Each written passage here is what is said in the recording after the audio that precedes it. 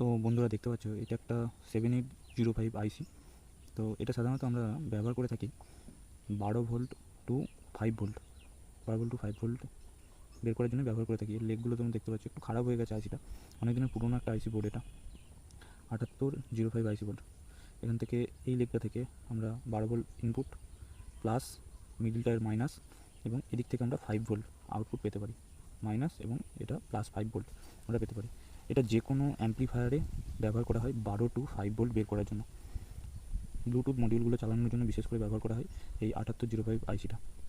তো আইসিটা দেখে নাও, হিটসিং দেওয়া আছে, ভালো রকম একটা হিটসিং দিয়ে রেডি করা আছে। এটা বাজারে তোমরা 10 থেকে 15 টাকার ভিতরে পেয়ে যাবে, যে কোনো অ্যাম্প্লিফায়ার দোকানে 10 থেকে 15 টাকার ভিতরে পেয়ে যাবে এই আইসি বোর্ডটা।